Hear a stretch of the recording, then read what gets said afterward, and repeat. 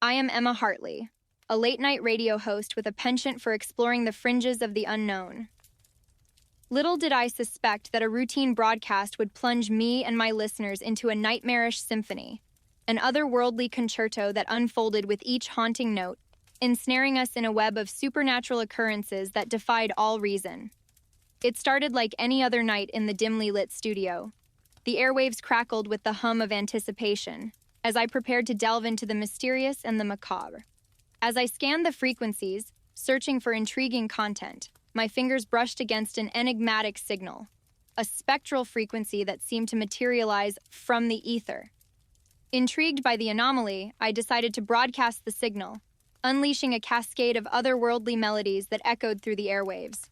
The studio, once a realm of familiar sounds, now resonated with haunting notes that seemed to transcend the boundaries of reality.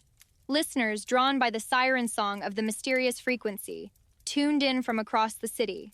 The airwaves became a conduit for the supernatural, and as the dissonant melodies wafted through the speakers, an unsettling energy permeated the atmosphere.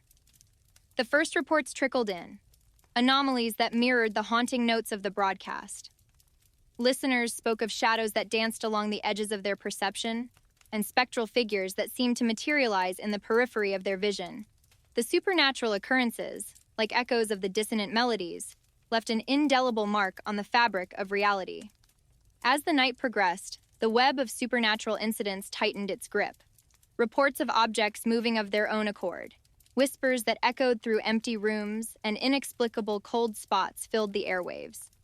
It was as if the spectral frequency had opened a portal to a dimension where the laws of the mundane held no sway. I, Emma Hartley, found myself at the epicenter of the supernatural storm. The studio, once a bastion of familiarity, now harbored an unseen presence, a malevolent force that seemed to feed on the dissonant melodies. Shadows coiled around the equipment, and the air buzzed with an otherworldly resonance.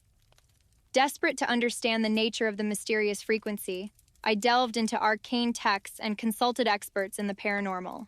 The dissonant melodies, it seemed, were a manifestation of a spectral entity, an ancient force that sought to weave its supernatural influence into the fabric of reality. The broadcast, now a beacon for the otherworldly, reached a crescendo. Listeners, ensnared by the haunting melodies, reported increasingly bizarre occurrences. Some spoke of visions that blurred the lines between dream and reality, while others claimed to have glimpsed spectral figures in the corners of their rooms. The supernatural storm, fueled by the dissonant melodies, reached its zenith.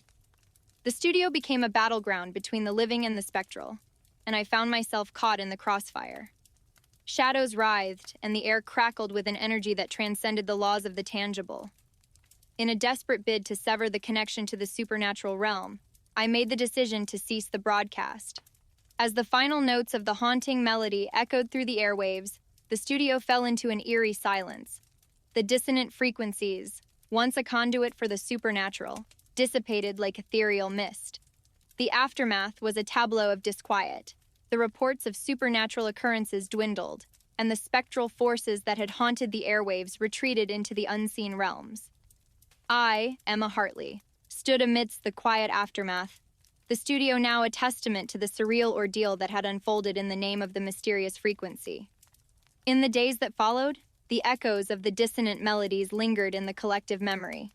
Listeners, forever changed by the supernatural storm, grappled with the surreal memories of a nightmarish symphony that had unfolded through the airwaves. As for me, the experience left an indelible mark on my understanding of the unknown. The mysterious frequency, once a portal to the otherworldly, had become a cautionary tale, a reminder that some frequencies were better left unexplored. The studio, now free from the spectral dissonance, bore witness to the ephemeral nature of the supernatural, and I, Emma Hartley, continued my late-night broadcasts with a newfound respect for the disquieting mysteries that lurked within the fringes of the unknown.